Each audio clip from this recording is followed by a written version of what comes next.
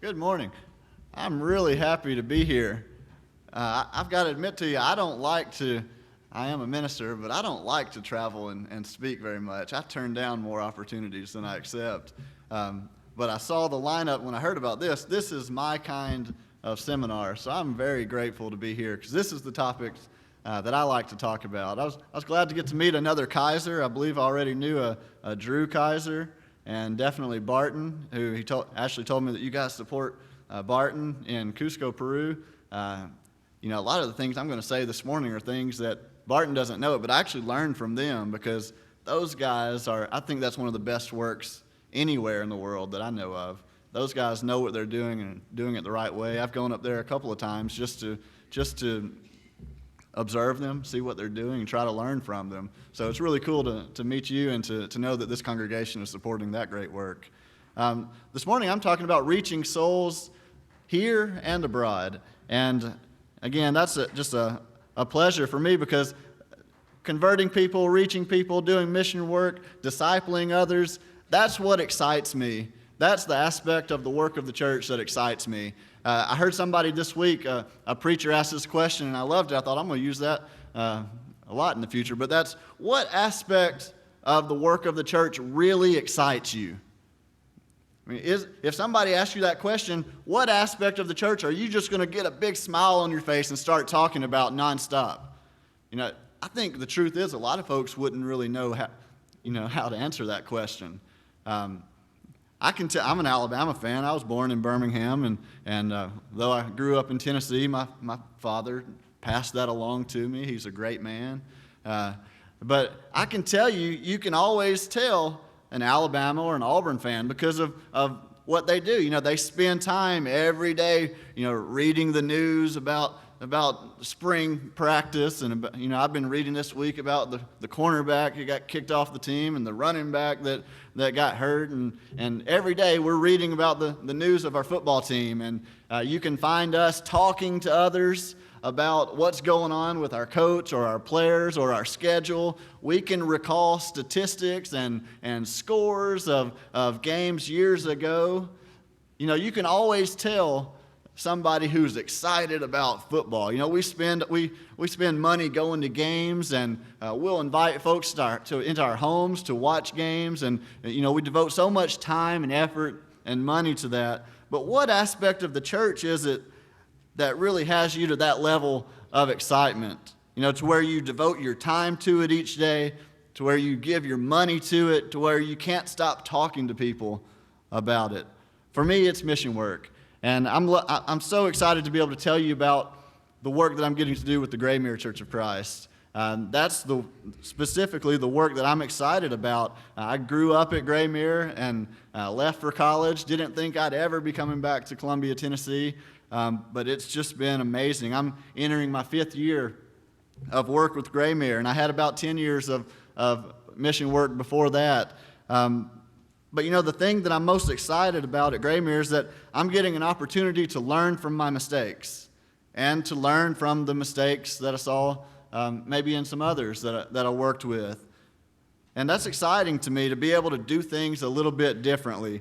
Those 10 years, I kind of refer to those 10 years of mission work as my education. That's sort of where I learned about what I'm trying to do now with Graymere. But during that time, I was exposed to a lot of different types of mission works. I was exposed to a lot of different methodologies for mission work. I was around a lot of different personalities of missionaries. I've been around some people that would just let you know that they have this mission thing figured out, that their way is the right way to do it everywhere, and I'm not that guy. I can tell you that mission work is very humbling. We had some successes, but we've had a lot of failures. And especially because of the failures, I can tell you that I don't know that I know the exact right way for every single congregation to do it in every single place in the world.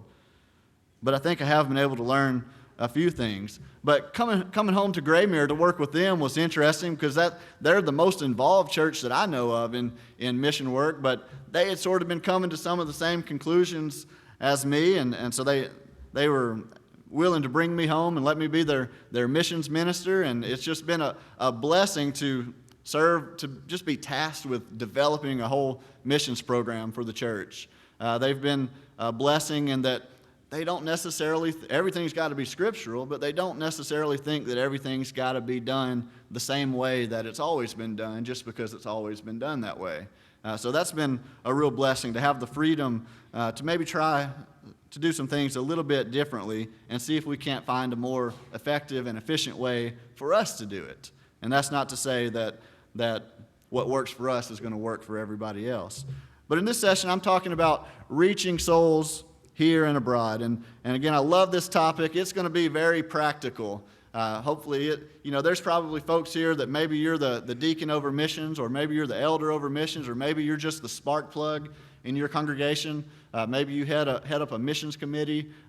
This is for you, because these are just practical things that I think that I've learned and that can help others.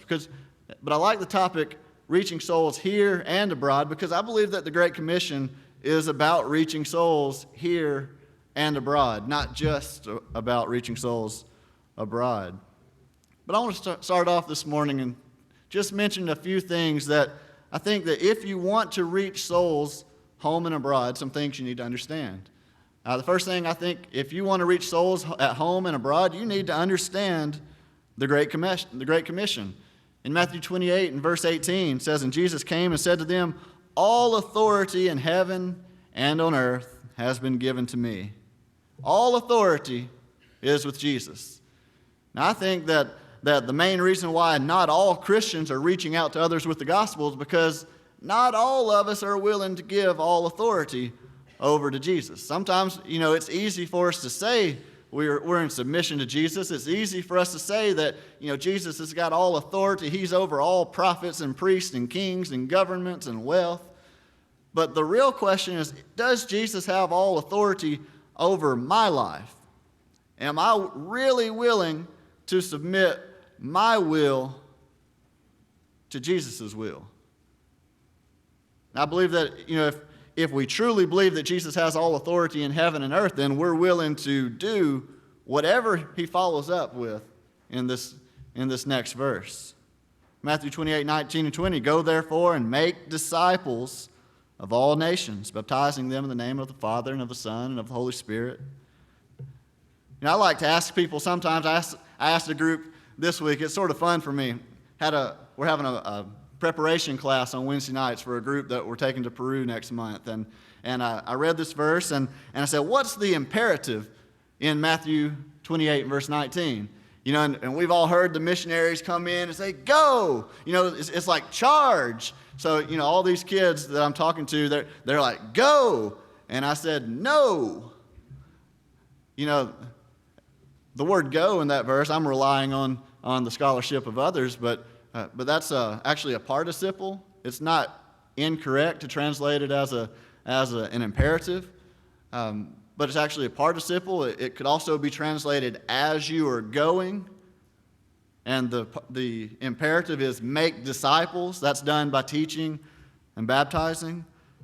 But I love to ask that question because the point is, as you are going, you ought to be seeking to make disciples wherever you go. We're a going people. I'll tell you about myself going, but I imagine this applies to every single one of you. I mentioned when I'm at home, my job involves going. So when I'm at home, I don't really like to go. I like to stay at home. But this year, we're only in June. I believe in the Southeast, I've been in Tennessee and Georgia and Alabama so far this year. But last week, I was in Washington State and Alaska and Canada, and in January, I was in Panama, and next month I'm going to Peru, and in October I'll go to India, and in the fall I'll go to Arizona, in the winter I'll probably go back to Panama. I'm a going person. But even if you're not going to all these different countries and all these different states, you're probably a going person as well. I think about the Graymere folks, that there's folks going to the lake or going to the beach or going here or going there every week. We never have the same exact group of people together every Sunday because folks are always going somewhere. Even when I'm at home, we go to work and we interact with people. You know, I go to my kids' activities. We go to softball games. I just got done coaching t-ball for my 6-year-old, so I'm interacting with the parents of all these children. You know, we go to the grocery store, the gas station, the restaurants. You know, I go to the same pizza restaurant every Wednesday and interact with the same lady, and she knows me by name, and she's going to sponsor our t-ball team next year. And, you know, we got all these folks, I say just to say that we're always going, we're always interacting with people, but it shouldn't just be social interaction. As we are going, we ought to always be trying to make disciples or to disciple those people along to the point of obedience to the gospel. Because the imperative is, as you're going to all these places that you go, make disciples. It's done by teaching. It's done by baptizing. We should be looking to do it wherever we go. You can do it in Adamsville, Alabama. You can do it in Columbia, Tennessee. You can do it in the United States. You can do it in other countries. You can do it while you're on vacation. I was on a cruise in Alaska last week, and an older fella came over and he said, you know, these mountains just remind me of Korea when I served over there. And so, you know, we were on our honeymoon, but I was like, why don't you sit down and let's talk for a little bit? And as we started talking, I started saying, well, why don't you tell me, do you belong to a church? You know, the conversation got real short at that point, but I tried. You know, as we're going, wherever we're going, just be nice to people, interact with people, and try to, you know, direct that conversation towards making disciples. That's the imperative of the Great Commission. If we want to reach souls here and abroad, then we've got to have an active faith. Christianity is an active religion. James 2, verse 18, you have faith and I have works. Show me your faith without your works. I'll show you my faith by my works. You know, during my life, I've been surrounded by folks who were diligent Bible students. I've been surrounded by folks who were not shy to tell you that they're in the truth. And I'm not criticizing those folks because they've impacted me to want to know truth. But I think where my walk of faith really took a turn for the better was when I went on my first mission trip. It was a medical mission. I have no medical experience. I worked in a pharmacy for the week, but I was surrounded by all these people there from Graymere, the people that they don't preach, they don't feel real comfortable standing up in front of folks. Most of them are not the folks that even feel comfortable teaching Bible class, but they're folks who positively influenced me to live out my faith in an active way. You know, I think about the parable of the Good Samaritan. You think about, you know, we know this parable. The man was coming down from Jerusalem to Jericho, and he was beaten, he was robbed, and, you know, some men come by. The priest comes down. And he doesn't help him. He goes by on the other side. He's coming down from Jerusalem, down the road. That means it wasn't that he was going up the road and just to perform his priestly duties and just didn't want to be defiled by touching this man. He was coming down. He was done with those duties. He just didn't want to do anything. So he did nothing. Then the Levite comes along, same thing. He passes by. You know, he's from this great, you know, holy tribe with this great reputation, but he does nothing. Then finally comes the Samaritan, you know, a man that's despised and ridiculed and hated and belittled by the Jews, but he takes time to stop and do something. You know, he cleans up his wounds and bandages him up and puts him on his donkey and takes him to an inn and pays somebody to take care of him. And, you know, Jesus is giving this parable all in order to answer the question, who is my neighbor?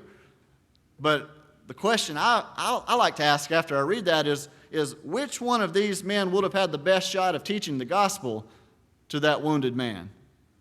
It wouldn't have been the priest who did nothing. You know, I don't care how much you know.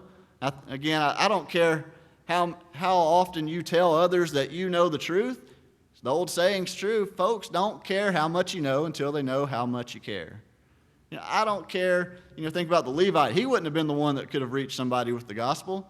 You know, I don't care what school you went to, what title you've got before your name. I don't care what congregation you come from, what great reputation it has. If you do nothing, then you did nothing to contribute to that reputation. You know, it would have been a man like the Samaritan who did something, who put his faith in action, who would have had an opportunity to reach that man with the gospel.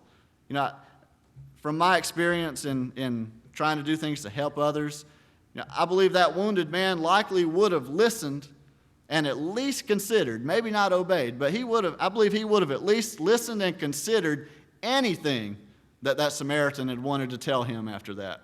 That's been my experience. When you take time to show compassion and mercy on somebody, they may not agree with what you have to say, but they're going to listen to you.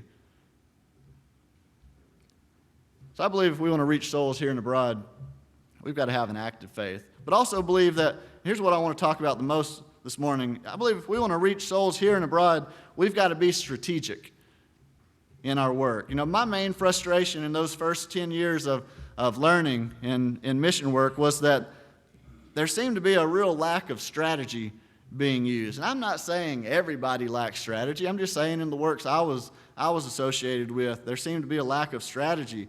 There were some broad goals. If you ask us, we say we want to reach the lost, we want to plant churches, we want to save souls, some broad goals, but there wasn't any real objectives or strategy in order to reach those broad goals. It was more like we were just throwing darts, but there was no bullseye. We weren't aiming and throwing at the bullseye. We would just throw darts at a blank board, then go draw a circle around it and say, we did it. And that's not strategy. As a result, it seemed to me like we had sort of transformed ourselves from planning churches to more of sustaining churches that were dependent upon us. As a result, folks would call me a missionary, but I didn't like being called a missionary because what I really felt like was a fundraiser.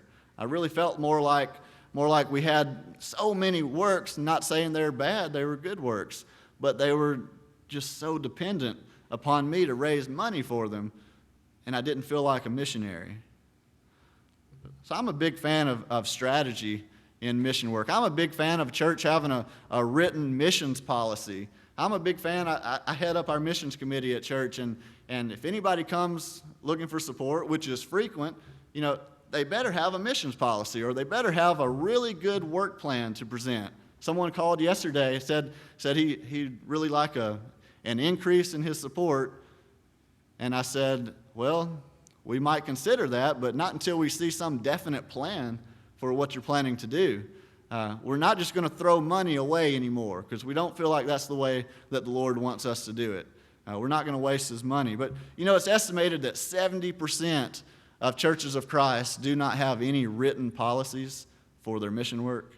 And that's pretty sad. When you think about this includes organizations and congregations. When you think about the millions of dollars that we're giving to mission work, that 70% don't have any real written policies.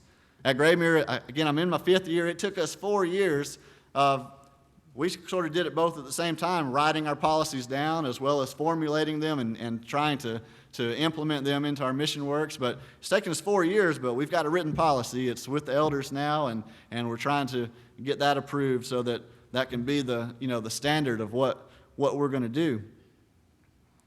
But the reason I believe that strategy is so important in missions is because generally I believe that we end up where we plan to end up. I don't want to say success never happens by chance. Sometimes it does.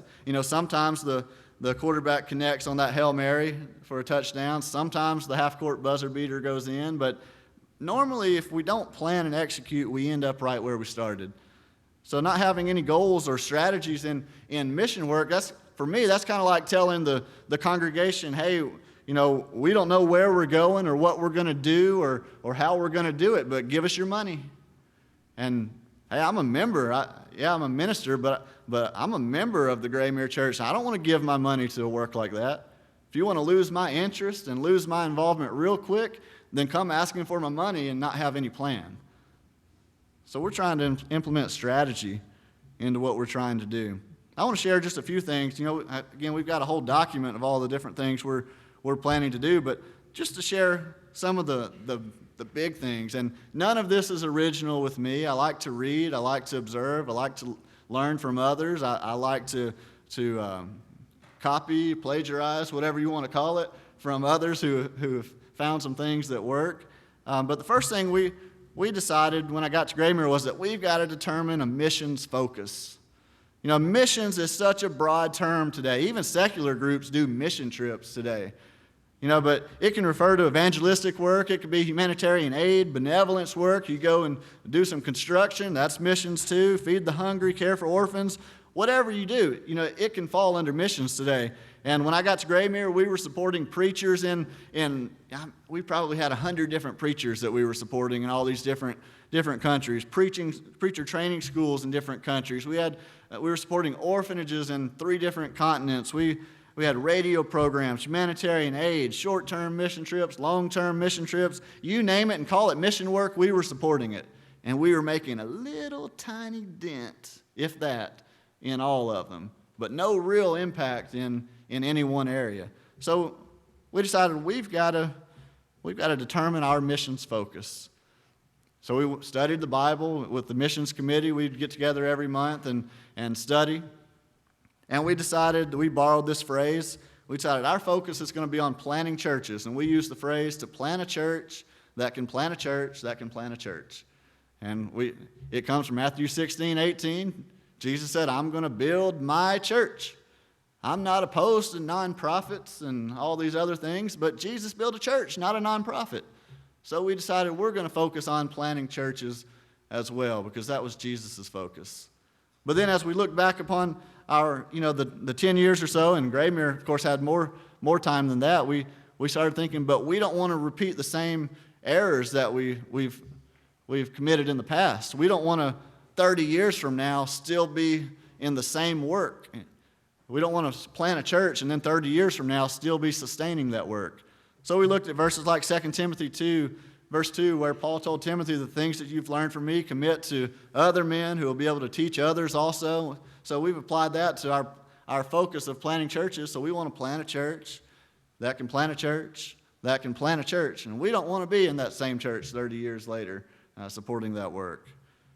Another thing we're trying to do in our strategy is we want to own our mission works. I borrowed that from Philip Slade. He's somewhat of an expert on missions in the churches of Christ. And I don't mean anything about being daddy to them, but we want to own our mission works in that we want to have less works that we support, but a whole lot more involvement in them. When I got there, we realized also that we had these gazillions of works that we were supporting, but we realized that just about all of them tended to be done through others, through middlemen or other churches or other organizations. We were the main financial backer for a whole lot of mission works, but we were very poorly informed about our mission works. We did not get to have any say in decision making in our mission works. Folks just seemed to rely on us to send the check.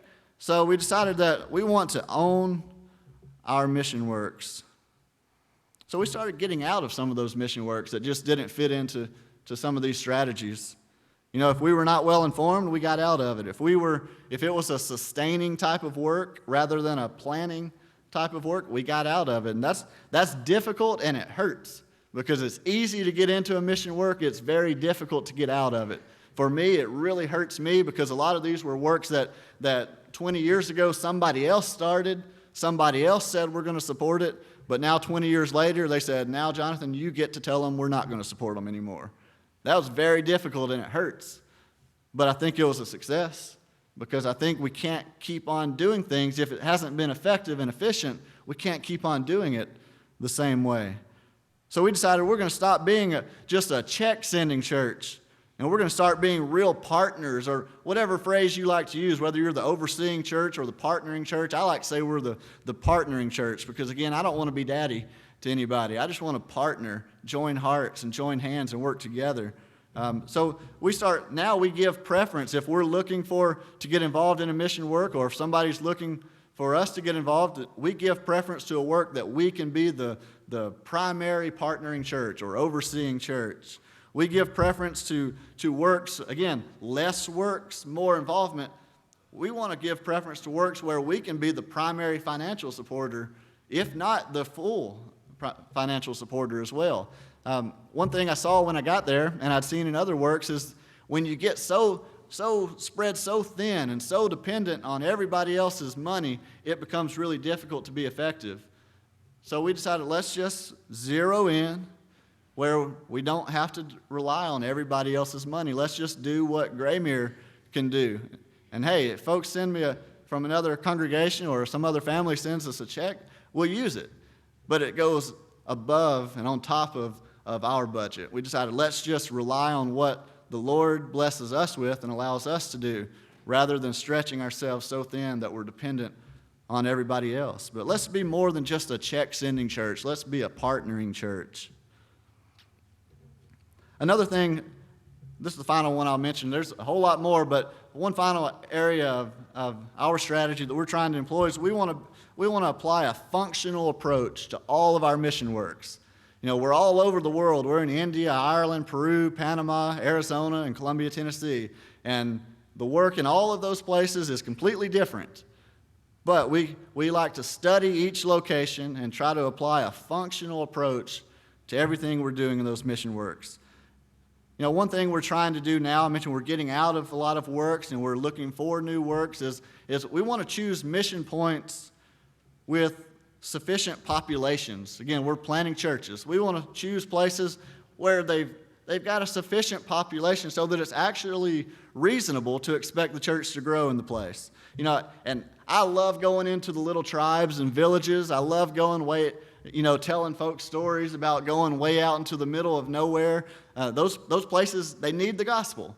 I enjoy going to those places and teaching folks like that. If you want to go on a trip and see 100 baptisms, those are the places you need to go because they're very, very receptive.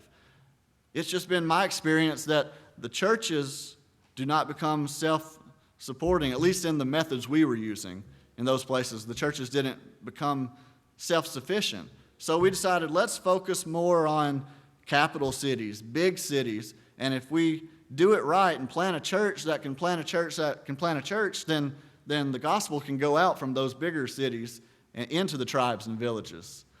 So that's one thing we're trying to do, one area of being functional in our approach. We're also trying to be functional, and we want to give preference to missionary teams over national located preachers. I'm not against supporting national preachers. I know in mission work there's a big argument on that, whether we should support national preachers or should not. I'm not against it, but what I do try to focus on is say, let's support folks who are going to work as missionaries.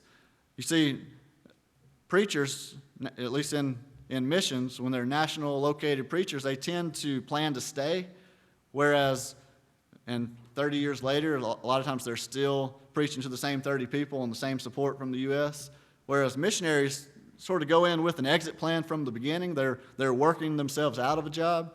So we decided, I don't care what nationality you are. If you'll work as a missionary, then we're going to work with you. So everything that we're involved in, I can't say everything, everything's in the process of being put on a plan, so that there's an exit plan in everything. And so that the men we're working with are working as missionaries rather than planning to stay forever. Another area of being functional, we try to do campaigns that can be duplicated, that can reasonably be duplicated by that planted church without being dependent upon us for the money and for the participation. I love medical campaigns. I mentioned that's how I got started. If I really had my choice, I would probably lead nothing but medical campaigns, go out into the middle of nowhere into the tribes and villages and do medical campaigns.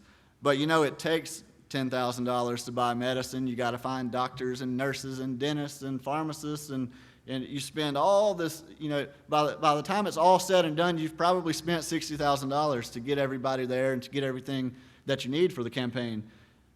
And that's not reasonable to expect that church to then do that without us. So we've started trying to just do things that they could do without us, rather than spend thousands and thousands of dollars. We go in and now we do VBS in the neighborhoods. We don't just stay inside our four walls of the church building. We try to go out into the neighborhoods. Or next month in Peru, we're going into the school system. The public school system is going to let us come in and teach there. And we'll go door to door doing evangelism. We try to do things on a scale that they can do without us, rather than creating dependence.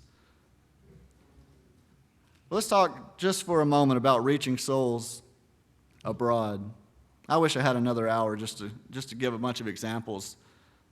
The typical Latin American church, since most of my experience is in Latin America, the typical Latin American church is it's small. It's probably about 30 to 50 members, including children.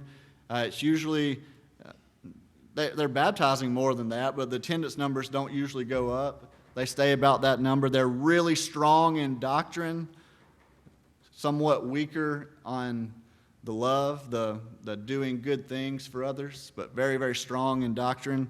A lot of times they tend to have one preacher in charge. He's on support from the U.S., and he answers to the church in the U.S., and then those 30 members answer to him. There's very rarely an eldership that develops, because if that happened, then he would have to relinquish control. So that's probably your typical Latin American church. Then you got folks like Barton Kaiser and Gary and Matt Cook that was with them in Cusco that are going in and as a team and totally doing it differently.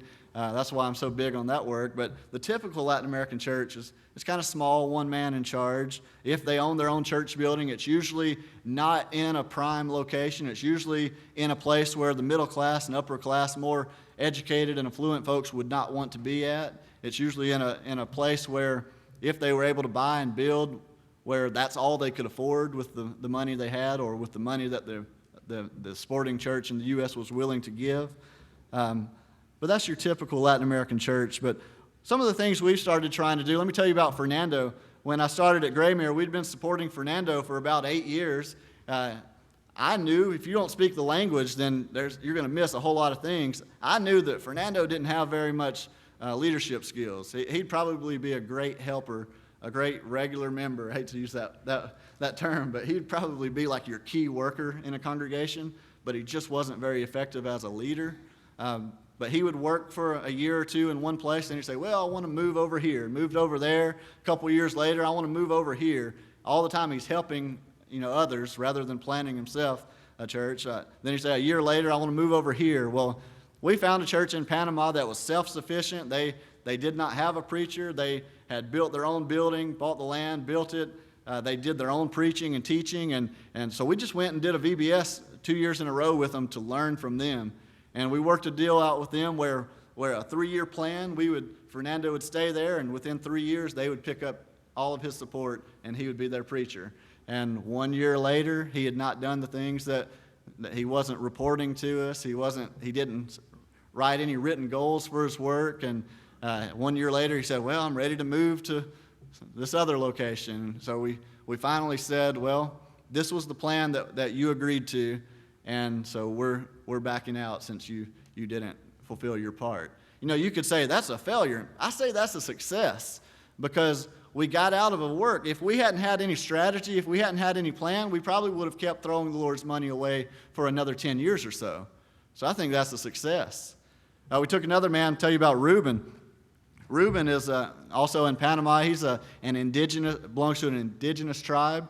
Reuben is a fabulous leader, great worker. In his hometown, he had built up the church to the point where now they support their own preachers. They're completely self-sufficient. But he couldn't stay there because the school system didn't go far enough so that his girls could keep going to school. So he moved to another location. A couple years later, when his girls were ready to go on to high school, same problem, needed to move again. So he came to us and said, I want to move to a place called Becerra. Becerra is even further out in the middle of nowhere. The church has been there forever. It's always been small. It's never had any men in the church. It's never been able to keep a preacher because nobody's from there. Nobody wants to stay there. But he wants to go there because they do have a school system that the government provides there. And his wife is from there. They have land. They have a house. They have all the things that they need to set up shop and to dig in. However, there wasn't any real reasonable chance for the church to be able to pick up his support or to grow to that point. They're extremely poor in that area. So we decided we're going to do something a little bit different with Reuben. We put him on a 5-year plan to become self-supporting. It's turned into a 7-year plan because we realized 5 years isn't enough. But it's working. We helped him to open up his own little grocery store. We helped him to get his own freezer and his own generator. There's no electricity there. He's the only guy that sells cold Coca-Colas in Becerra, Panama.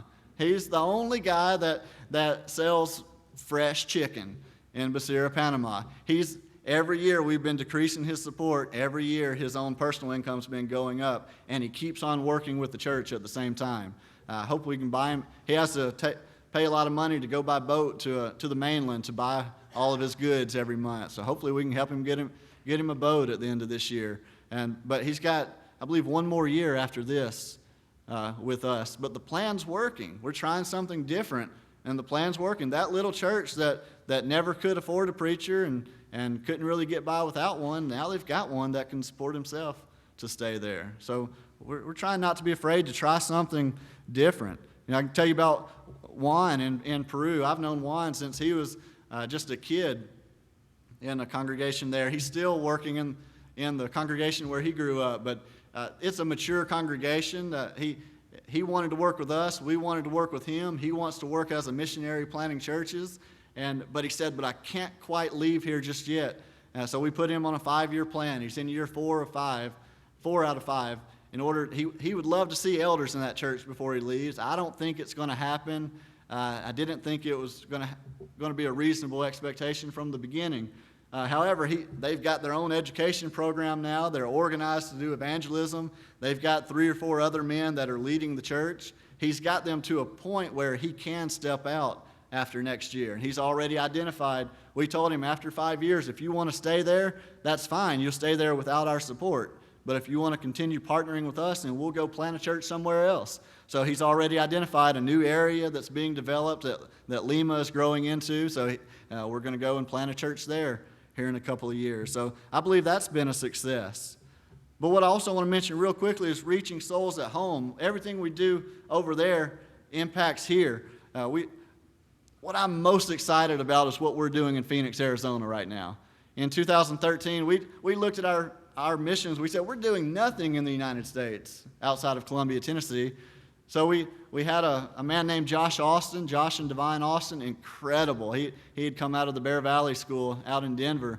He grew up on a Navajo reservation. His father was a missionary there. He went to college on a basketball scholarship, but he wanted to preach. And he said all the Navajo are leaving the reservation and going to the city. So he came with this idea of, why don't we plant a church in the city for them? So 2013, we went, started planting the church in Phoenix. His goal was to target the Native Americans and hopefully to have 15 contacts by the end of the year. Started in July of 2013. I went in December. There was 52 people in his home that Sunday morning for worship. And they weren't all Native Americans. They were Hispanics, blacks, whites, you name it. And they were all young. They're all in their 20s. They're all young couples or young married couples. It was just amazing. They're the church that was doing something. They had an active faith. They didn't even have 4 walls to sit inside of. They were meeting wherever they could meet. But they were attracting all these young people because they were the church that was doing something. They were the church that was getting out and cleaning up the reservation, the Pima reservation there. In 2014, they started meeting on the Pima reservation. Now they've sort of been kicked off, not necessarily. They could still meet there some if they wanted, but they couldn't meet there regularly. And it finally came out that the directors of that tribe, they gave them permission thinking they'd be like every other religious group, that they'd stay for a year and then leave. But they kept staying and kept growing. So now they've sort of been, they get denied when they ask to use the facilities there. So right now we're in the process of renting them a prime spot in Phoenix. But the interesting thing is it's 50-50. They've grown to the point where we're going to provide 50% of the rent. They're going to provide 50%. And that's pretty cool that they're growing. They're being able to contribute and do their part.